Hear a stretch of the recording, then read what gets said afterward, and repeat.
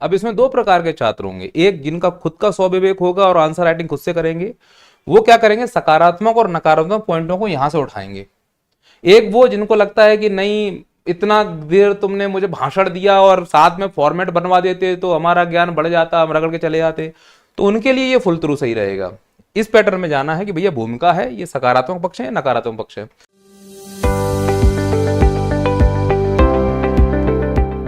MPPSC मुख्य परीक्षा में एक प्रश्न पूछा गया था कि मनरेगा का आलोचनात्मक मूल्यांकन कीजिए। अब वही मनरेगा एक बार फिर से चर्चा में है। मनरेगा का नाम बदलकर विकसित भारत गारंटी रोजगार आजीविका मिशन ग्रामीण कर दिया गया है। तो देखते हैं कि एमपीपीएससी मुख्य परीक्षा 2025 या भविष्य में आने वाली 2026 के लिए यह प्रश्न कितना प्रासंगिक है और तुम इसको किस प्रकार से तैयार कर सकते हो। मानकर चलते हैं कि एमपीपीएससी मुख्य परीक्षा में अब मनरेगा को छोड़कर जी राम जी को लेकर प्रश्न पूछेंगे वो, तो प्रश्न की 3 कैटेगरी हो सकती हैं। पहली कैटेगरी, वो सीधा आपसे टिप्पणी या टिप्पणी से रिलेटेड कोई भी प्रश्न पुछला लगाकर प्रश्न पूछ देंगे। इस प्रकार के प्रश्नों को हम टेलीग्राफिक फॉर्म में लिख सकते हैं, पॉइंट फॉर्म में लिख सकते हैं, पैराग्राफ फॉर्म में लिख सकते हैं। वो क्वेश्चन के वहाँ पर जो डिमांड है उस हिसाब से आप आंसर राइटिंग का फॉर्मेट बना लीजिएगा। दूसरी जो कैटेगरी है जी राम जी योजना को लेकर, वो मूल्यांकन को लेकर पूछा जा सकता है। जैसे मनरेगा का मूल्यांकन पूछा गया था, ऐसे ये पूछ सकते हैं कि भाई विकसित भारत गारंटी रोजगार आजीविका मिशन ग्रामीण का आलोचनात्मक मूल्यांकन कीजिए। और जब भी किसी प्रश्न में आलोचनात्मक मूल्यांकन होता है तो इस प्रकार के प्रश्नों की जो उत्तर की संरचना होती है वो बहुत सरल होती है। सबसे पहले जिस योजना के बारे में आलोचना करनी है उसकी भूमिका बना दीजिए आप, फिर उस योजना के कुछ सकारात्मक पॉइंट लिख दीजिए और फिर उस योजना के कुछ नकारात्मक पॉइंट लिख दीजिए। लास्ट में भविष्योन्मुखी दृष्टिकोण देते हुए जो आशावादी हो, जिसमें सुधार के पूरी तरह से गुंजाइश हो, उस प्रकार का एक निष्कर्ष देकर आप उत्तर को खत्म कर सकते हैं। और तीसरी कैटेगरी के जो प्रश्न होते हैं वो अंतर के रूप में पूछा जा सकता है कि मनरेगा और जी राम जी में आपको क्या अंतर समझ में आ रहा है। अंतर वाले प्रश्नों को करते समय टेबुलेशन फॉर्म का इस्तेमाल करेंगे और कोशिश कीजिएगा कि जब अंतर लिखते हैं, चूंकि इसमें बदलाव हुआ है, तो एक तरफ अंतर का आधार और लास्ट में बदलाव की क्या प्रकृति है वो आपको लिख कर आना है। चूंकि यह क्लास मेरी बहुत लंबी होने वाली नहीं है, फिर भी मैं थोड़ा सा आपको हिंट दे देता हूँ। सपोज करो यह प्रश्न पूछा गया कि मनरेगा और विकसित भारत जी राम जी के बीच में क्या अंतर, इसको कैसे लिखा जाएगा, तो मैं इस प्रश्न को इस प्रकार से फॉर्मेट करता। एमपीपीएससी मुख्य परीक्षा की बड़ी समस्या यह है कि शब्दों की कमी है, ज्ञान का भंडार है बच्चों के पास। गागर में सागर भरना जिसको आता है उसका मेंस बहुत अच्छा होगा। मेंस में अच्छे नंबर आ गए तो इंटरव्यू में थोड़े बहुत टूटे फूटे नंबर भी आते हैं तो डीसी की पोस्ट कहीं नहीं गई। आप पैटर्न पकड़ने की कोशिश कीजिएगा। कंटेंट अगर पकड़ पाओ तो अच्छी बात है। कंटेंट आप अपने हिसाब से, अपनी सहूलियत के हिसाब से पुट करना। पैटर्न को अगर पकड़ते हैं तो मेरे हिसाब से ज़्यादा फायदा होगा। मैंने इस बोर्ड में, जो कि मेरे पास समय कम है, मैंने अपनी ईमानदारी से लिखा और जितनी मेरी जगह थी, कॉपी और बोर्ड में लिखना थोड़ा अंतर होता है, समझिएगा। आप समझने का प्रयास करें। यहाँ हमने मनरेगा लिख दिया और यहाँ हमने जी राम जी लिख दिया। अब हुआ क्या कि इस तरफ मैंने आधार, जो मैं अंतर करने वाला हूँ वो आधार मैंने यहाँ लिखे हुए हैं और इस तरफ मैंने बदलाव की प्रकृति, क्योंकि ये जो मनरेगा यही तो जी राम जी बना ना। तो अगर मैं एग्जामिनर को ये बता दूं कि भैया जो आप मुझसे प्रश्न पूछने वाले हो वो प्रश्न मैं बहुत अच्छे समझ रहा हूं, मैं यह अंतर कर रहा हूं आधार के ऊपर और इस आधार पर मैं ये निष्कर्ष पहुंच रहा हूं कि अंतर में जो प्राकृतिक बदलाव हुए हैं वो ये हुए हैं और उन दोनों का जो डेटा है वो सामने रखा हुआ है। अब हम इस क्लास को मनरेगा और जी राम जी के बीच में जो मूल्यांकन है उसके आधार पर करने वाले हैं। फिर भी थोड़ा सा मैं आपको ये बता देता हूं, समझाने का काम थोड़ी देर में कर लेंगे। जैसे मनरेगा का आधार वैधानिकता बताइए, कब बना ये मनरेगा कानून, तो 7 सितंबर 2005 में अधिनियम बन गया था, पारित हो गया था और फिर 2 फरवरी 2006 को यह लागू हो गया। फिर ये कब बना, 20 दिसंबर 2025 को भी कानून बना है, राष्ट्रपति ने इस पे साइन कर दिए हैं। अब लास्ट में जब हम आते हैं कि बदलाव की प्रकृति क्या है ये बताइए, तो बदलाव की प्रकृति ये है कि एक्चुअली ये कोई संशोधन नहीं है। अगर हम इसको इस भ्रम में बैठे हैं कि मनरेगा में संशोधन करके जी राम जी बना दिया गया है, गलत। इसकी प्रकृति संशोधन वाली है ही नहीं। इसकी प्रकृति अगर आप देखोगे तो पूरी तरह से रिप्लेसमेंट है। ये अमूल चूक बदलाव है इसमें, कुछ बदलावों को छोड़कर। तो इसकी प्रकृति को एज ए शिक्षक, एज ए अभ्यर्थी मैं ये समझ पा रहा हूं सर, जो आंसर राइटिंग चेक करेगा उसके लिए मैं ये समझ पा रहा हूं सर कि इसमें संशोधन कम, रिप्लेसमेंट ज्यादा दिख रहा है। और अगर इसकी प्रकृति रिप्लेसमेंट की है तो फिर इसमें बदलाव हुए होंगे, और अगर ये बदलाव है तो फिर इसका मूल्यांकन आलोचना के साथ करना बनता है। ये बात आप मेरी बात समझ पा रहे हो? प्रकृति मैंने बता दी कि ये प्रकृति है। फिर दूसरा है रोजगार की गारंटी, बताइए इनमें क्या अंतर समझिए आप। तो इसमें अंतर यह है कि भाई मनरेगा में 100 दिन का रोजगार मिलता था प्लस 50 दिन का एक्स्ट्रा रोजगार मिलता था। यहां एक्स्ट्रा कहने का मतलब है कि जो एसटी लोग हैं, जो फॉरेस्ट में रह रहे हैं, उन लोगों के लिए यह प्रावधान किया गया था कि यदि भाई आप 100 दिन के रोजगार से अपना आजीविका नहीं चला पा रहे हैं तो सरकार तुम्हारी पहचान करके तुमको 50 दिन का एक्स्ट्रा रोजगार देगी। शानदार। और ऐसी कंडीशन आ जाए कि तुम आपदा में, आपदा आ गई, डिजास्टर आ गया, कैलेमिटी हो गई कोई, ऐसी कंडीशन में भी सरकार आपके साथ खड़ी है। यह कानून जो अधिकार के रूप में तुम्हें मिला है काम करने के लिए, यह कहता है कि मान लो आपदा में गिर गए, खुदा ना खास्ता तुम द्वितीय गरीबी में फंसते जा रहे हो। द्वितीय गरीबी समझते हो? जो पहले व्यक्ति गरीब नहीं था बाद में गरीब हो जाए। कोरोना में यही हुआ। जो लोग बेचारे रोड पर अपनी दुकानदारी चला रहे थे, पानी पूरी खिलाकर इत्यादि, अचानक कोरोना आया, पूरा बाजार खत्म हो गया, तो उनका तो रोज कुआं खोदते थे, रोज पानी पीते थे। तो गरीबी से बाहर निकले और वो आय कम हुई, पुनः गरीबी में नीचे चले गए। तो ऐसे गरीबों को द्वितीय गरीबी कहा जाएगा। तो वो द्वितीय गरीब जो किसी आपदा के चक्कर में कहीं वापस द्वितीय गरीब ना हो जाए, उन्हें काम अगर ना मिल रहा हो, तब मनरेगा उनका कितना खतरनाक सहारा था कि भाई 100 के अलावा 50 दिन और ले जाओ काम, लेकिन द्वितीय गरीबी में मत फंसना, यह देश विकास की ओर जा रहा है। फिर जी राम जी आया।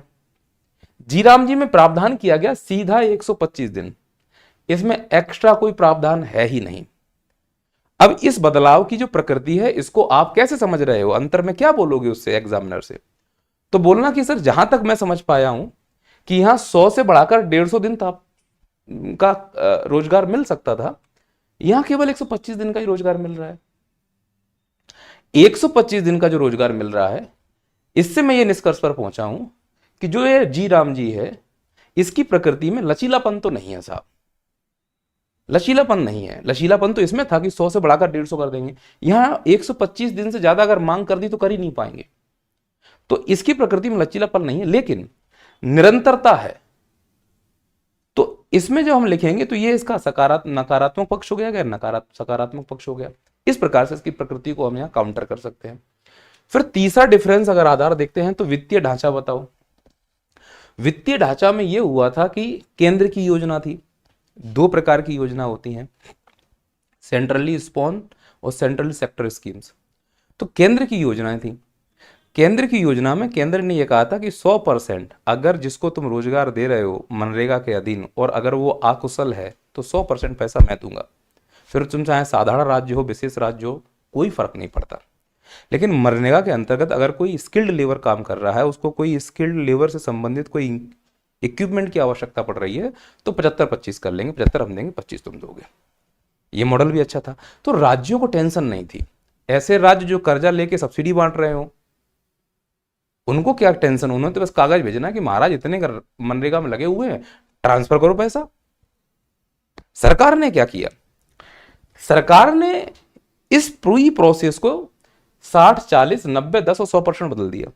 60-40 का मतलब जो सामान्य राज्य हैं पैसे वाले, उनसे कहा कि 60% हम देंगे, 40% तुम लोग दो। अगर किसी राज्य में मनरेगा का रोजगार जो अब जी राम जी हो चुका है, अब वो राज्य का देगा तो 40% उसको वहन करना पड़ेगा। मान लो कि एक दिन में उस राज्य ने मजदूरी करवाई, जी राम जी के अंतर्गत 100 रुपए का बिल बना, तो 40 रुपए वो राज्य खुद देगा, 60 रुपए केंद्र देगा।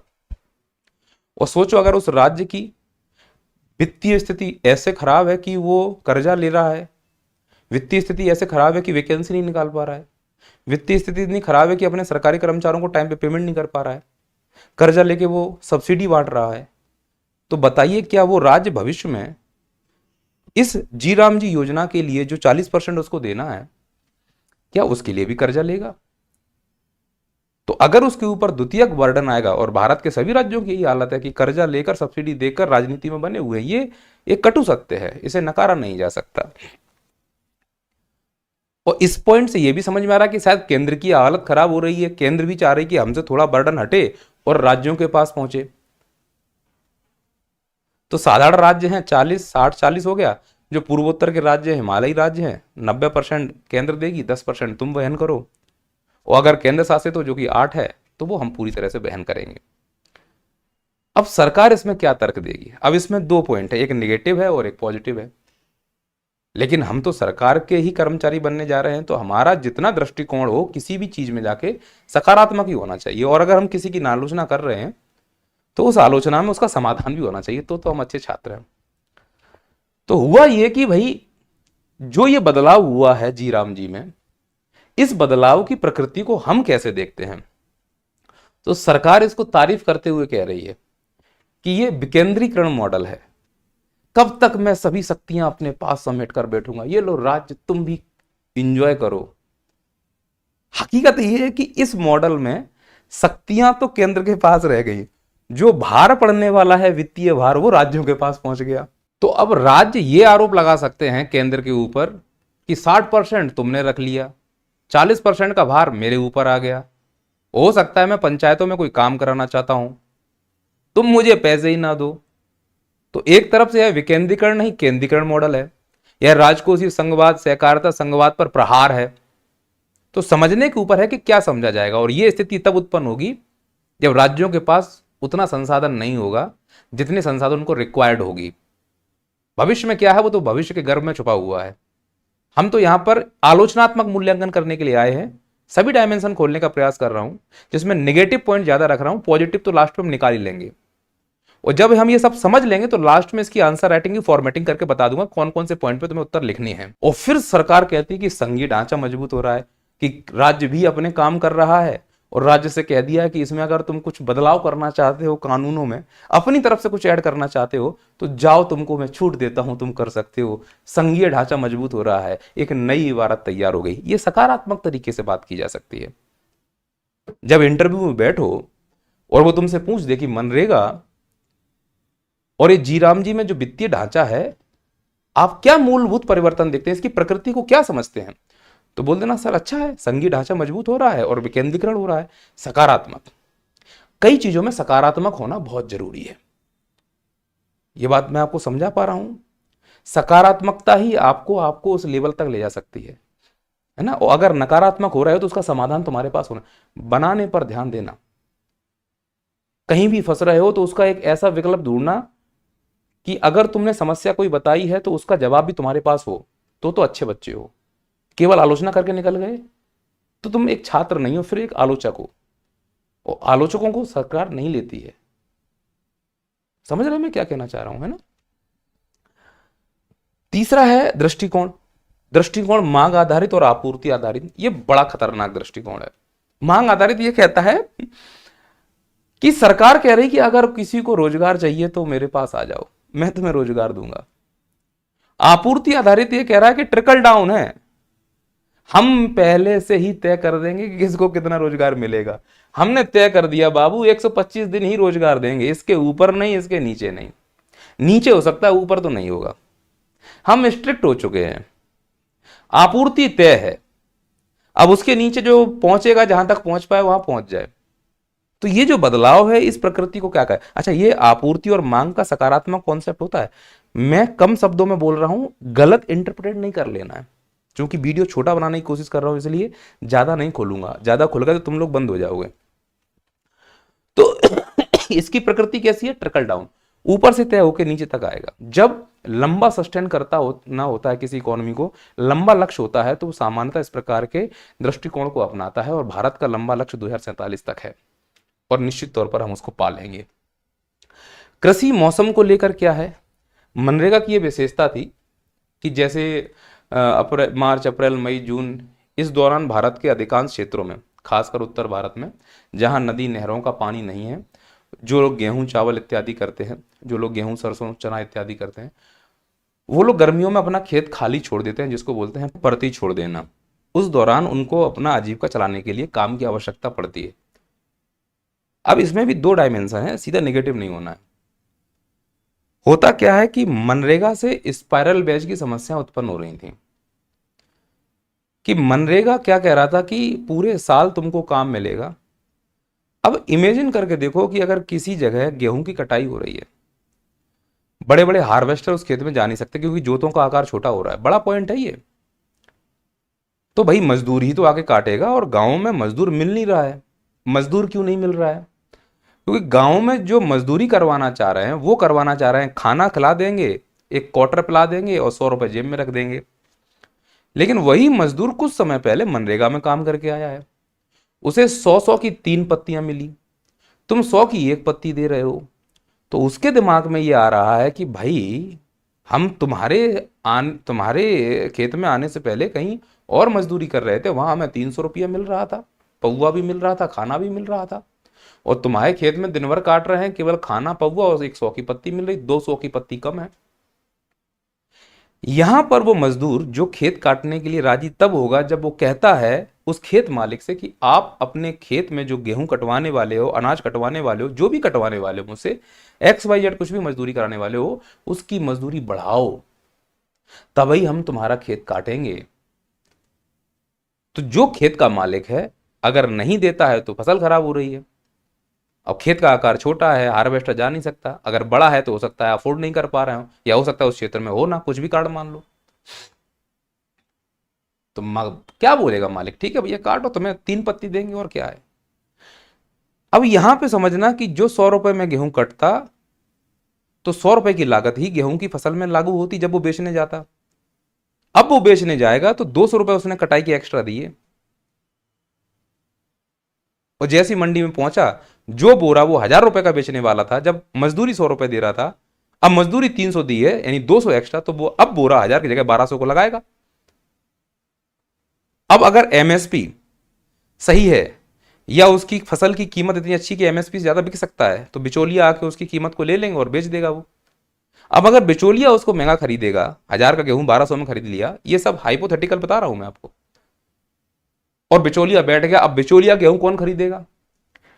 बिचौलिया गेहूं वो खरीदेंगे जो आटा मिल वाले हैं, या मंडी में जो FCI का गेहूं है वो कौन खरीदेगा? मंडी में FCI गेहूं खरीदेगा जो PDS चला रहे हैं राज्य सरकार, सेंट्रल इश्यू प्राइस उसको देगी, तो राज्य सरकारों को गेहूं पहुंचेगा, वो राज्य सरकार को महंगा पड़ेगा या केंद्र सरकार को महंगा पड़ेगा। तो जो गेहूं अगर 100 रुपए की कीमत होती, वो 10 रुपए किलो मिल सकता था, उसने 200 रुपए एक्स्ट्रा लिए, तो वही गेहूं 1200 रुपए यानी 12 रुपए किलो को मिला। अब वो 12 किलो किसको पड़ा? राज्य को। राज्य ने जैसे तैसे करके पैसा देकर पहुंचाया, वो उसने खरीदा, राज्य ने ट्रांसपोर्ट करके कहां पहुंचाया? फेयर प्राइस शॉप में। फेयर प्राइस शॉप में वही मजदूर जो 300 की मजदूरी करके आया था, वो उसी लाइन में खड़ा हुआ है 1 रुपए किलो अनाज लेने के लिए, 2 रुपए अनाज को लेने के लिए। लेकिन सरकार के पास उतना बजट नहीं था, तो वो उतनी मात्रा में गेहूं खरीद नहीं पाई। जब वो फेयर प्राइस साइड पे पहुंचा, यानी कंट्रोल के पास पहुंचा, तब तक उसका नंबर आया, गेहूं खत्म हो गया। गेहूं खत्म हो गया तो उसे खुले बाजार से गेहूं लेना पड़ेगा। खुले बाजार में गेहूं 10 की जगह 12 का हो गया, उसके फेफड़े बाहर आ गए। वो कहता है, दिमाग लगा रहा है कि मैंने खेत के मालिक से 200 रुपए बढ़वा लिए, और इधर गेहूं का दाम बढ़ गया। उसने कहा पिसा आटा लेंगे जाके, तो आटा की चक्की पे जो गेहूं पिस रहा था, आटा तो पिसा ही होता है ना, आटा की चक्की पे जो गेहूं पिस रहा था, जो उसका पैकेट 5 किलो का 60 रुपए का आ रहा था, वो 65 का हो गया, क्योंकि उसको गेहूं महंगा मिला। उसको गेहूं इसलिए महंगा मिला क्योंकि गेहूं महंगा बेचा। गेहूं महंगा इसलिए बेचा क्योंकि मजदूर ने ज्यादा कीमत ली। मजदूर ने ज्यादा कीमत इसलिए क्योंकि उसने मनरेगा में काम किया, और मनरेगा की वजह से वो गेहूं महंगा हुआ। वो गेहूं महंगा है तो आटा महंगा है, आटा महंगा है तो इसकी बांकें बाहर आ गई। ये है स्पाइरल बेज। इस स्पाइरल बेज के चक्कर में पूरा इंडिया फंसता जा रहा है। तो फिर वो अगली बार फिर पहुंचेगा, और अब गेहूं काटेगा तो बोलेगा भैया आटा महंगा हो गया, गेहूं महंगा हो गया, पौवा महंगा हो गया, अब तो 350 रुपए लेंगे तुमसे हम। तो वो फिर मुस्कुराएगा कि बाबू तुम जाओ, यही प्रोसेस फिर होगा, तुम्हारा पौवा महंगा होगा, फिर आटा महंगा होगा। और यही प्रोसेस तुम देखो पिछले 12 साल में, पिछले 12 साल में कितने खतरनाक तरीके से इंप्लीमेंटेशन हुआ है। सब चीजें तुम्हें अचानक से महंगी होती हुई दिख रही हैं। तो मनरेगा बहुत साफ सुथरा है, सीधा मान ले नहीं। जो लोग बोलते हैं मनरेगा की कीमत क्यों नहीं बढ़ा रहे हो, मजदूरों की प्राइस 800 रुपए कर दो, अरे 800 रुपए कर दोगे स्पाइरल बेच का बवंडर बन जाएगा, फेफड़े गुर्दे सब बाहर आ जाएंगे। ये डोमिनो इफेक्ट पे काम करती है पूरी इकोनॉमी। कुछ ज्यादा हो गया हो तो लपेड़ो। और जो मैंने अभी ज्ञान दिया है मजदूरों की मजदूरी को लेकर, ये मेरा ज्ञान नहीं है। नहीं मालूम चले इतनी क्लिप काट के तुम वायरल कर दो कि ये टीचर मजदूरों के विरोध में है। ये उन लोगों का ज्ञान है जो स्पाइरल वेल सिद्धांत का समर्थन करते हैं और मानते हैं कि अगर मजदूरों की पेमेंट बढ़ गई तो स्पाइरल वेज का एक बहुत घनघोर जाल बन जाएगा। अब इसमें कितनी सच्चाई है कितनी झूठ है, ये तो भारत के बड़े बड़े अर्थशास्त्री तय करें। पर भारत में अगर अर्थशास्त्री होते तो अर्थव्यवस्था की हालत होती ही क्यों। इसलिए जिसको जो ज्ञान आ रहा है वो दे रहा है। तो जो मेरी समझ वो मैंने तुम्हें बता दिया है, तुम अपनी समझ के हिसाब से इसको एक्सेप्ट करना और इसको आंसर राइटिंग के हिसाब से फॉर्मेट कर लेना। इसका लास्ट में उत्तर मैं आपको बता ही दूंगा। अब मुझे बताओ, एक तरीका यह है कि भैया सरकार ने पहले जब कटाई हो रही हो बुवाई हो रही हो तब भी रोजगार की व्यवस्था थी। अब सरकार ने क्या किया, 60 दिन काम नहीं मिलेगा तुमको। जब गेहूं की कटाई बुवाई हो रही हो तब काम नहीं मिल सकता, मनरेगा में नहीं मिलेगा काम, जाओ करो जाके मजबूरी में तुम वहां। तो सरकार शायद यहां वो डोमिनो इफेक्ट खत्म करना चाहती हो, स्पाइरल वेल्थ इफेक्ट खत्म करना चाहती हो। ये भी तो अर्थशास्त्रियों की मंशा हो सकती है, यही मंशा है उनकी। लेकिन इसको अगर निगेटिव पक्ष में देखें तो कह देंगे कि यह जो कानून बना है वो सरकार कानून किसानों के और मजदूरों के विरोध में लाई है, कैपिटलिस्ट को सहारा देना चाह रही है। दोनों पक्ष हो सकते हैं ना बाबू, पीएससी कर रहे हो, अपने आप निष्कर्ष पहुंचाना इसका। तो इसमें जो 60 दिन का काम है इसकी जो मैंने प्रकृति देखी कि भैया पहले पूरे साल कभी भी काम ले लो, अब यहां 60 दिन काम नहीं मिलेगा, बाकी पूरे दिन काम मिलेगा। तो इस हिसाब के बदलाव की प्रकृति को मैं प्रतिगामी समावेशन बोलता हूं। मैं प्रतिगामी भी बोल रहा हूं और समावेशन भी बोल रहा हूं।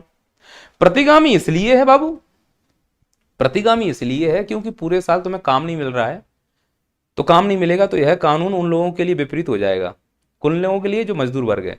और समावेशी इसलिए बोल रहा हूं कि अब इसमें सब लोग शामिल हो जाएंगे, जो कृषि के लिए मजदूर चाह रहे हैं उनको भी मजदूर मिल जाएंगे। तो ये इतना कंट्राडेक्सिव पैराडॉक्स टाइप की थ्योरी बन गई यहाँ पे, प्रतिगामी समावेशन इसकी नेचर में है। तो तुम इस पे अगर पक्ष में डिबेट करना चाहो तो पक्ष में डिबेट हो जाएगी, विपक्ष में करना चाहो तो विपक्ष में हो जाएगी। करना तुम्हें कुछ नहीं है, 60 शब्द में लिख के आना है, इतना ज्ञान लेके छाती पर रख के ले नहीं जाओगे। लेकिन मैं डिटेल में थोड़ा सा इसलिए बोलने लगा हूं भावनाओं में बहकर कि शायद कहीं डिबेट हो, इंटरव्यू इत्यादि कहीं बैठो उठो तो तुम्हारा दिमाग खुला रहे कि हर चीज का विरोध ही नहीं करना, उसके पक्ष विपक्ष देख के चलो। फिर अगला वो कहते हैं कि भैया कृषि मौसम हो गया, वेतन उपलब्धता। पहले था कि 15 दिन के अंदर तुम्हें पेमेंट करना है। मान लो मैंने काम कर दिया बाबू हो, हाँ, अब 15 दिन के अंदर ठेकेदार जो भी है पेमेंट करेगा। अगर 16वां दिन हो गया तो एक दिन में 0.05% पर डे डिले के हिसाब से चार्ज लगेगा। सेम प्रावधान इसमें किया गया है। इसमें पेमेंट और कठिन कर दिया गया है, 7 दिन तक कर दो, 15 दिन से ऊपर नहीं जा सकते, कंपलसरी कर दिया गया। ये अच्छी बात है, अच्छी बात है, ये उनकी नियमितता को दिखाता है। अब मैं आता हूं सबसे बड़ा, ये क्यों लाए गए, मनरेगा क्यों लाया गया, जी राम जी क्यों लाया गया। अब मैंने जो कहानी थोड़ा सा समझाया है, होमवर्क दे रहा हूं, इसका अच्छे से उत्तर लिखना, विचार करना, पक्ष विपक्ष एक अधिकारी के तौर पे सोचना। तो मैं जो बात कर रहा हूं ये है कि अगर अंतर लिखने को आए तो हम इस प्रकार से लिख सकते हैं, लेकिन अगर मूल्यांकन लिखने को आए, जैसे मनरेगा का मूल्यांकन पूछा गया था, तो हम इसको किस प्रकार से कर सकते हैं। या टिप्पणी लिखने को आए, टिप्पणी तो बहुत स्पष्ट है, मनरेगा पे टिप्पणी करो तो इस प्रकार से टिप्पणी पॉइंट फॉर्म में करके चले जाओ, काम खत्म। चलो थोड़ा सा मैं जी राम जी का मूल्यांकन कर देता हूं, मनरेगा का मूल्यांकन कर देता हूं। मूल्यांकन का मतलब होता है मूल्य का अंकन करना। किसी चीज का मूल्य है उसका अंकन कर लो। कोई चीज खरीदने जा रहे हो, उसकी कीमत होती है कि नहीं होती है, होती है। नैया पार पे आए कोर्स खरीदने के लिए, 1000 रुपए का है, तो तुम इसका मूल्य का अंकन करोगे, मास्टर कैसा है, पढ़ाता कैसा है, पीडीएफ देगा कि नहीं देगा। फिर निष्कर्ष निकला मूडी आदमी है, पीडीएफ नहीं देगा लेकिन कॉन्सेप्ट दे देगा। तो लगा कि यार 1000 रुपए में अगर कॉन्सेप्ट मिल रहे हैं तो पीडीएफ कहीं से भी मिल जाएगी। तो तुमने कहा कि ये कोर्स का जो मूल्य है वो मेरे लिए वर्थ है। तो हो गया मूल्य का अंकन, मूल्यांकन। किसी भी चीज का मूल्यांकन करोगे तो प्लस और माइनस दोनों चीजें होती हैं। तो मेरे कोर्स में प्लस तुम देख लिया कि कॉन्सेप्ट मिल जाएंगे, पीडीएफ नहीं मिलेगा। पीडीएफ और कहीं से लेंगे, कॉन्सेप्ट तो यहीं से लेना है मुझे, समझ रहे हो। कोई गाड़ी लेने गए, कोई घोड़ा लेने गए, पुरानी मोटरसाइकिल ले लो, पुराना स्कूटर ले लो। आप सोचो ना, कोई जब सेकेंड हैंड चीज लेने जाते हैं तो उसका मूल्यांकन बहुत करते हैं। चाहे घर लो, पुरानी गाड़ी है, कितनी चल गई है, टायर घिसे कि नहीं घिसे, तुमने उसकी पूरी निगेटिव देख ली लेते समय। फिर दिमाग आया कि मेरी औकात तो 40,000 की है, नई गाड़ी 2 लाख की आ रही है, तो सकारात्मक ये कि कम से कम मिल तो रही है। तो ढेर सारी बुराइयों के बाद भी तुम्हें वो लेनी पड़ रही है। सेम वही मनरेगा के साथ है, ये बुराई है, वो बुराई है, फलाना है, ढिकाना है, लेकिन एंड टाइम पे आके कहोगे अरे कम से कम रोजगार तो दे रही है। क्या मैं समझा पाया हूं। अगर शादीशुदा हो तो मूल्यांकन का मतलब होता है अपनी पत्नी को देखना और उसकी तारीफ करना। ये मैं लाइव है क्या, नहीं रिकॉर्डेड है ना, हाँ कट कर देना। समझ रहे हो, सब चीजें हैं, लेकिन लास्ट में इंसान क्या बोलता है, जो हो वो तुम ही हो गया मूल्यांकन, रहना तुम्हें उसी के साथ है। तो ऐसे मनरेगा में कितनी भी गाली दे दो, लास्ट में जब तुम उसका निष्कर्ष निकलोगे तो लिखोगे वाह क्या योजना है। ऐसे ही जी राम जी कितनी भी गाली दे लो, फिर लास्ट में लिखोगे वाह क्या योजना है, नहीं लिखोगे तो फिर लिस्ट में नाम नहीं ढूंढ पाओगे। आई बात समझ में। तो दिमाग के ढक्कन खोलना, आलोचना का मतलब ये नहीं कि गाली दे के चले आओ, जूते मारना है, भिगो भिगो के मारना है, फिर मल्लम भी तुम ही लगा के आओगे, बाबू नहीं है मेरा, मुंह से निकल गई, इस प्रकार की बातें करना है ना, समझ गए। चलो, तो क्या है मनरेगा और जी राम जी का मूल्यांकन। तो पहले इनका डिफरेंस समझना कि महात्मा गांधी राष्ट्रीय ग्रामीण रोजगार गारंटी अधिनियम, इसका नाम है मनरेगा का मतलब, कानून पारित हुआ था 7 सितंबर 2005 में, लागू हुआ था 2 फरवरी 2006 में, 3 चरणों में लागू हुआ था। 2 फरवरी 2006 200 जिलों में शुरुआत हुई थी, आंध्र प्रदेश के अनंतनागपुर के बांदीकुर से। फिर दूसरे चरण में 1 अप्रैल 2007 135 जिलों में, और तीसरा चरण 1 अप्रैल 2008 पूरे भारत में। तो 1 अप्रैल 2008 से पूरे भारत में लागू हो गया। लेकिन इसका जो वास्तविक नाम है मनरेगा, वो कब पड़ा, वो पड़ा था 2009 में। तो ये 3 चरणों में है कि 2 फरवरी से लेकर 2 फरवरी 2006 से लेकर 1 अक्टूबर 2009 तक इसका नाम था नरेगा। फिर 2 अक्टूबर 2009 से लेकर 19 दिसंबर 2025 तक इसका नाम था मनरेगा। अब इसका नाम फिर बदला गया है 20 दिसंबर 2025 से, अब इसका नाम पड़ गया है विकसित भारत गारंटी रोजगार आजीविका मिशन ग्रामीण। तो ये बेसिक चीज है, ये अब कुछ नहीं पूछा जाएगा, ये इतिहास हो गया। मनरेगा तुम्हें किसी एग्जाम में कहीं नहीं दिखाई देगा, अगर दिखाई देगा तो वो जी राम जी के बदले में ऐसे पूछेंगे कि मनरेगा का नया नाम क्या है, सीधा मनरेगा नहीं पूछेंगे, मैं ठप्पा लगा सकता हूं। अब वो जी राम जी पूछते हैं, जी राम जी याद रखना। प्रश्न ये है कि मनरेगा का नाम क्यों बदला गया, इसका मतलब उसमें कुछ कमियां होंगी, और अगर कमियां थी तो इसको जड़ से क्यों नहीं खत्म कर दिया गया, इसका मतलब कुछ अच्छाइयां होंगी, तभी तो मूल्यांकन होगा। तो हम ये देखते हैं कि मनरेगा की कमियां क्या थी और मनरेगा की अच्छाइयां क्या थी। हम लोग देखने वाले कौन है, हम कुछ संस्थाओं की रिपोर्टों को कोड करेंगे कि जो मनरेगा की तारीफ में ये बात बोली और मनरेगा की बुराई में ये बात बोली। जैसे मनरेगा अच्छा था, इसके लिए अंतरराष्ट्रीय संस्थाओं ने भी तारीफ की, जिसमें विश्व बैंक ने तारीफ की, है ना, लेबर ऑर्गेनाइजेशन ने भी तारीफ की, और यूएनडीपी ने भी तारीफ की। विश्व बैंक ने अपनी एक रिपोर्ट निकाली थी 2015 में, the state of social safety and nets. इसमें उन्होंने एक बहुत अच्छी बात बोली कि जो मनरेगा है ना, वो दुनिया का सबसे बड़ा सार्वजनिक कार्यक्रम है, सबसे बड़ा सार्वजनिक कार्यक्रम है। ये इससे बड़ी तारीफ कोई हो सकती है, मुझे बताओ कितनी बड़ी उपलब्धि हो गई है मनरेगा की। अब दुनिया का सबसे बड़ा कार्यक्रम है तो इसे सरकार जो वर्तमान में है सीधे बंद तो नहीं कर देगी, कार्यक्रम है तो उसको सस्टेन तो करना पड़ेगा। तो अगर इतना दुनिया का बड़ा कार्यक्रम है तो फिर सरकार इसका नाम क्यों बदल रही है, इसका मतलब इसमें कुछ कमियां हैं। यहां नाम बदलने का मतलब है उसमें बदलाव क्यों कर रही है, मेरी बात समझ रहे हो। हालांकि अंतर बताते समय मैंने ये बताया है आपको कि एक्चुअली ये कोई संशोधन नहीं है, लगभग लगभग रिप्लेस कर दिया गया है, लेकिन फिर भी हम इसको अभी संशोधन के तौर पर ले लेते हैं। कटाक्ष मारने के लिए हम बोलेंगे कि संशोधन कम रिप्लेसमेंट ज्यादा है, जब समर्थन में बोलेंगे तो हम संशोधन में इस प्रकार की बातें बोल सकते हैं। ये तो अंडरस्टूड है ना आप लोगों को आंसर राइटिंग में, है ना। अपन लोग भी राजनेता होते हैं, है ना, जो आंसर राइटिंग करता है ना वो भी मैनिपुलेशन वाला, तो जो मैनिपुलेट कर लेते हैं वही अच्छे आंसर राइटिंग कर सकते हैं। तो अगर इतनी तारीफ की विश्व बैंक ने तो फिर क्यों भैया खत्म कर रहे हैं, क्योंकि विश्व बैंक ने तारीफ भी की और विश्व बैंक ने इसकी बुराई भी की। विश्व बैंक कहता है कि ये तो मैं मानता हूं कि दुनिया का सबसे बड़ा एक सार्वजनिक कार्यक्रम है, लेकिन इसकी कमियां भी हैं, और इसकी कमियां इसने निकाली थी वर्ल्ड डेवलपमेंट रिपोर्ट जो 2019 में आई थी, और इसकी थीम थी काम की बदलती प्रकृति, the changing nature of work. उसमें उन्होंने बताया कि इस मनरेगा में कुछ कमियां भी थी, कुछ नहीं बहुत कमियां बताई। उन्होंने कहा पहली कमी तो ये मानकर चलते हैं कि गरीबी को मिटाने में उतना प्रभावशाली नहीं रहा। विश्व बैंक कहता है कि हमने ये लक्ष्य बनाया था कि लगभग ये 14% गरीबी को हिट करेगी, और रिजल्ट ये आया इसका कि ये मात्र 1% के आसपास ही गरीबी को हिट कर पाई। इस हिसाब से ये मुझे सफल नहीं लगी। ऐसा मैं नहीं बोल रहा हूं, विश्व बैंक की रिपोर्ट बोल रही है 2019 में चेंजिंग नेचर ऑफ वर्क नाम से रिपोर्ट जो आई थी वो ये वर्ल्ड डेवलपमेंट रिपोर्ट हर साल आती है। दूसरा उसने बताया निर्माण को लेकर कि जैसे हमें मालूम है कि मनरेगा में तालाब खुदवाए जाते हैं, कच्ची सड़कें बनवाई जाती हैं। बोल रहा है कि यार जो निर्माण करवा रहे हो ना, वो निर्माण सब कच्चा करवा रहे हो और बहुत घटिया क्वालिटी का। अमृत सरोवर नाम की एक योजना आई थी कि भारत के सभी जिलों में 75-75 तालाब खोदे जाएंगे। तालाब कौन खोदेगा? ये मनरेगा वाले ही खोदेंगे, नहीं तो जेसीबी से नहीं खुदवा दिया जाए। बोला खुदवा रहा, फॉर्मेलिटी हो रही है। कुल मिलाकर टारगेट तो यही था कि पैसा पहुंचे बेचारों के पास। भाई मनी इंटू वेलोसिटी का सर्कुलेशन अगर नहीं बनाओगे तो इकोनॉमी धड़ाम नहीं कर जाएगी। तो मनी इंटू वेलोसिटी कैसे मिल सकती है? तुम काम करो, काम के बदले पैसे ले जाओ। पहले काम के बदले अनाज मिल रहा था, अब ऐसा भी कर सकते हैं कि भैया एक काम करो, खत्म कर दो क्वांटिटी बीजिंग करके, सबके घर में पैसे बांट दो, गरीबी मिटा दो। काय के लिए काम करवा रहे हो? पैसा वही खरीद सकता है जो इस अर्थव्यवस्था में मौजूद हो, और हमारी अर्थव्यवस्था में समृद्धि है ही नहीं है, तो हमारे पैसे की औकात समृद्धि खरीदने की है ही नहीं है। अगर औकात होती तो हम सबकी समृद्धि खरीद के गरीबों में नहीं बांट देते। पॉइंट समझ रहे हो? तो उसने कहा कि जो तुम निर्माण करवा रहे हो, एग्जाम्पल के तौर पर अमृत सरोवर जो तुम योजना लाए थे, दे तालाब पे तालाब खुदवा दिए, है ना, काम नहीं आया। ये सरोवर जैसे लिखते देख लेना, कच्चा निर्माण रहा, मजा नहीं आया कुल मिला के। और तीसरी उन्होंने कमी निकाली कि भैया जो नामांकन है पाठशाला में, इस मनरेगा की वजह से एक प्रॉब्लम और देखने को मिली कि चूंकि इस मनरेगा में अगर आप देखोगे कोरोना के बाद लगभग 63% महिलाएं हैं, वो भी ग्रामीण क्षेत्र की।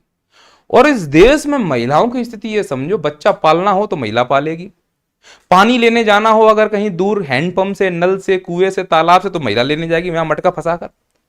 अब महिला खाना बनाएगी, महिला ही चिमनी फूकेगी। अब महिला अगर वो 1 साल का बच्चा है जो कि अपनी मां के पास ही रहना चाह रहा है, बच्चे भी तो कमीने होते हैं, बाप के पास टिकते ही नहीं है। अब वो मम्मी ने ऐसे फंसा लिया इस, और यहां मटका फंसा लिया, तो ये महिलाओं का दोहरा शोषण हो रहा है ना। अकेला महिला ने तो थोड़ा पैदा किया था, वो चिमनी फूंक रही है, बच्चा पे पे कर रहा है। अब अगर मान लो उस महिला के, चूंकि गरीबी में ध्यान रखना, जहां अज्ञानता होती है वहां फर्टिलिटी रेट ज्यादा होती है, बच्चे ज्यादा पैदा होते हैं वहां। भारत में अगर आप सर्वे करके देखोगे तो जो झुग्गी झोपड़ियां हैं, उन झुग्गी झोपड़ियों में बच्चे ज्यादा होंगे। अज्ञानता है, मनोरंजन के साधन कम है, रेल की पटरियों के समीप जो झुग्गी झोपड़ियां हैं उनमें बच्चे ज्यादा होंगे। तो जो गरीब होता है ना, उस गरीब के बच्चे ज्यादा होते हैं, और जब वो ज्यादा होते हैं तो वो और ज्यादा गरीब हो जाता है। अब वो 1 साल का बच्चा है, महिला दूसरा बच्चा 3 साल का, अंतर भी नहीं रख पाते ये लोग ज्यादा, तो उतने स्वस्थ नहीं होते, कुपोषित होते हैं, तो दिमाग नहीं चलता है, तो बड़े होकर वो उतना नहीं कर पाते, तो उन्हें मजदूरी करनी पड़ती है। गरीब इसलिए गरीब है क्योंकि वो गरीब है, और इसलिए भी गरीब है क्योंकि इस देश में राजनेताओं में गरीबी के मूल्यांकन में इतनी गरीबी दिखाई है कि उसका मूल्यांकन ही ठीक नहीं कर पाए। अब वो महिला कहीं काम करने के लिए मनरेगा में जाएगी, 1 साल का बच्चा है, तो ईमानदारी से मुझे बताओ, दूसरा बच्चा क्या घर पे छोड़ के जाएगी क्या? वो साथ में लेके जाएगी। अगर साथ में लेके जाएगी तो स्कूल कौन जाएगा? ऐसा तो है नहीं कि वो इंजीनियर हो कि जहां इंजीनियरिंग करने जा रहा है वहीं स्कूल अस्पताल खोल दिए गए। तो नामांकन में कमी आई है। और एक रिपोर्ट ये भी कहती है कि नामांकन बढ़े भी हैं। ये कंट्राडिक्शन है, लेकिन व्यवहारिकता जो मेरा अनुभव कहता है उसमें नामांकन कम होते हुए दिख रहे हैं। कुल मिलाकर अगर वर्ल्ड बैंक की तरफ से देखें तो मनरेगा की तारीफ हो रही है, इसलिए मनरेगा को आगे ले जाया गया है। और उसी का अगर रिपोर्ट देखें तो मनरेगा की बुराई हो रही है, इसीलिए मनरेगा का नाम बदला जा रहा है। हमारे पास दोनों तर्क आ गए। इसके अलावा आईएलओ ने भी बोला है, तारीफ में ये बोल रहे हैं कि महिला सशक्तिकरण हुआ है। स्वाभाविक है, महिलाओं को रोजगार मिलेगा, पैसा आएगा। आर्थिक स्वतंत्रता दुनिया की सबसे बड़ी स्वतंत्रता है। जो आर्थिक स्वतंत्र होता है ना, उसको न्याय और ये फालतू के अधिकारों की आवश्यकता नहीं होती। जो आर्थिक स्वतंत्र होता है वो समानता की मांग नहीं करता। आर्थिक स्वतंत्रता दुनिया की सबसे बड़ी, जिसको आर्थिक स्वतंत्रता मिल गई उसे दुनिया में और कुछ नहीं चाहिए, ना न्याय चाहिए ना समानता चाहिए। जो बच्चे डेवलप हो चुके हैं, हीरो हीरोइन को देखो, हीरोइन बन गई है, पैसा आ गया है, स्वतंत्र हैं, अब उन्हें न्याय की आवश्यकता है, समानता की आवश्यकता है उन्हें। अब पैसा गया मनरेगा से, मेहनत से कमा के गए, ऐसा गया तो शक्तिगढ़ आएगी ना। जो वो पी के आके मारता था ना, ऐसे पटक पटक के कूटे जाने लगे। ये पावर थी मनरेगा की। तो मनरेगा को केवल एक चश्मे से देखना गलत था। उस मनरेगा को और मजबूत करने के लिए लाया गया है जी राम जी, तो और साले पटक पटक के कूटे जाएंगे। लेकिन दुर्भाग्य है कि पी के तो सरकार की दारू ही आ रहे हैं, तो इसका नाम बदलने से अच्छा ठेका बदल देते, बंद कर दो वे दारू सिगरेट, काहे के लिए इतना टैक्स के लिए मरे जा रहे हो, और करते भी क्या हो टैक्स का तुम लोग। लेकिन यही आईएलओ ये कहता है कि सशक्तिकरण तो बढ़ रहा है, लेकिन समस्या है मजदूरी बहुत कम देते हो। अबे मजदूरी ज्यादा दे देंगे तो हम भारत वाले स्पाइरल बेज में नहीं फंस जाएंगे। ये साजिश है इन लोगों की इस प्रकार का स्टेटमेंट देना। भुगतान विलंब होता है, भुगतान तो विलंब हो, पैसे ही नहीं है ना, कर्जा तो तुम ही लोग देते हो बे, टाइम पे कर्जा दिया करो तो हम टाइम पे भुगतान किया करेंगे। फिर ये यूएनडीपी, ये पर्यावरण के लिए बोलते रहते हैं, है ना। दुनिया में मुझे लगता है सबसे कम अगर पर्यावरण की कोई जानकारी है तो यूएनडीपी को है, और सबसे कम अगर स्वास्थ्य की जानकारी है तो वो डब्ल्यूएचओ को है, और सबसे कम अगर कोई श्रम की चिंता करता है वो आईएलओ वाला, और सबसे अगर कोई कंगाल है तो वो वर्ल्ड बैंक। भगवान कसम से ही बता रहा हूं मैं। सबसे अगर कोई अज्ञानी है तो वो पढ़े लिखे मास्टर। दुनिया ऐसी चल रही है। तो यूएनडीपी कहता है आजीविका उपकरण है, बिल्कुल सही बात है, ये तारीफ में है, लेकिन स्थानीय भागीदारी नहीं है। जिस गांव में तुम काम कर रहे हो उसकी लोग काम नहीं करके कहीं दूसरे से आते। तुमने देखा हो बिल्डिंग बिल्डिंग बन रही हो कहीं शहरों में, झोपड़ियां लगा लेते हैं, टीन के सेट बना लेंगे, और जब तक बिल्डिंग बन नहीं जाएगी बेचारे वहीं रहेंगे। कहाँ के हैं, बिहार के हैं, बांग्लादेश के हैं, फलाने बांग्लादेश के बोल रहा हूँ, कहाँ के हैं, बिहार के हैं, पश्चिम बंगाल के, पता नहीं कहाँ कहाँ के हैं।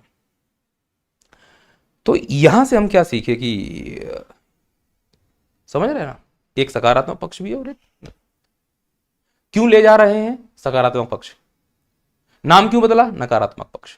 अब जितनी भी मैंने बातें की सब मनरेगा के लिए थी, चाहे पक्ष में हो या विपक्ष में, लेकिन वीडियो यानी ये क्लास तो जीराम जी योजना के लिए है, उसका मूल्यांकन करने के लिए है। तो शुरू में हम समझ चुके हैं कि एक्चुअली जीराम जी मनरेगा का संशोधन या रिप्लेसमेंट ही तो है, और उसमें जो बदलाव हुए हैं वो हमने अंतर में समझ लिए थे, और जो बदलाव नहीं हुए हैं वो सेम कैरी हो गए यहां पर। इसका मतलब मनरेगा का मूल्यांकन कि जो पॉइंट हमने समझे हैं लगभग वही मूल्यांकन तुमको जीराम जी में जाकर करना है। चूंकि जीराम जी नई योजना है तो इसलिए इस योजना का सीधा मूल्यांकन करते हो सकता है उतना समझ में ना आता, लेकिन सापेक्षिक रूप में मनरेगा का मूल्यांकन करके जब जीराम जी को हम तुलना करके देखेंगे, जो कि अंतर कर लिया हमने शुरू में, तो आंसर लिखना ज्यादा आसान हो जाएगा। आप इस वीडियो को ऐसे देखें कि हमने आपको कंटेंट दिया है, इस कंटेंट को आप सकारात्मक वे में ले जाएं, इसको एक्सप्लोर करें, और जो एमपीपीएससी एग्जामिनर चाहता है उस तरीके से उसको प्रेजेंट कर दें। मेरी बात आप समझ पा रहे हैं नहीं? मजदूरों का एंगल मनरेगा और जीराम जी में देखेंगे तो अच्छा हुआ या बुरा इस पर एक अलग वीडियो बन सकता है। मजदूरों की पेमेंट बढ़ाई जानी चाहिए तो उस पर स्पाइरल बेस पर क्या इंपैक्ट पड़ेगा उस पर अलग वीडियो बन सकता है। डोमिनो इफेक्ट क्या है, अलग वीडियो बन सकता है। वीडियो का उद्देश्य था कि मनरेगा जब जीराम जी बनता है तो उसका मूल्यांकन कैसे किया जाएगा, वैसे ही जैसे मनरेगा का हो रहा। क्या मैं समझा पाया हूं? अगर समझा पाया हूं तो फिर अब आते हैं अपने मुद्दे पर, वो है विकसित भारत जी राम जी। तो कब आया, कैसे आया, किसने किया। अब इसमें जो तुमको काम करना है वो इसके पहले तो टिप्पणी करो। चलो भैया इस पर टिप्पणी कर लो, विकसित भारत, ये प्रश्न आएगा, ऐसा ध्यान रखना, है ना। तो ये बताओ भैया, रोजगार की गारंटी कितने दिन, बोलो, रोजगार गारंटी कितने दिन, 125 दिन। कोई एक्स्ट्रा मिलेगा? बिल्कुल नहीं मिलेगा। चलो, वेतन 7 से 15 दिन, 7 से 15 दिन। कोई बढ़ोतरी हुई है? कोई बढ़ोतरी नहीं हुई है ना। अच्छा, अवरोध कितने दिन का अवरोध होगा इसमें, जल्दी बोलो। 60 दिन। कब? जब कटाई बुवाई होगी तब। इस प्रकार की चीजें हम सीख चुके हैं। अब हम इसका आलोचनात्मक मूल्यांकन करेंगे। तो आलोचनात्मक मूल्यांकन करने का स्ट्रक्चर क्या होगा, कर लोगे अब आलोचनात्मक मूल्यांकन मेरे हिसाब से? क्या स्ट्रक्चर होगा? सबसे पहला भूमिका, पृष्ठभूमि, जो भी बोलते हो, है ना। अब क्या है कि आंखें लाइटें चमक रही हैं, अब मेरे को कुछ समझ में नहीं आ रहा है मैं क्या लिख रहा हूं। दूसरा सकारात्मक पक्ष, पहले सकारात्मक कर देना, फिर नकारात्मक पक्ष बता देना, कैसे लिखना है? पॉइंट फॉर्म में, नकारात्मक पक्ष बता देना। फिर ऐसा निष्कर्ष लिखना, जब हम निष्कर्ष लिखने के लिए जाएं तो उसमें 3 चीजें हों।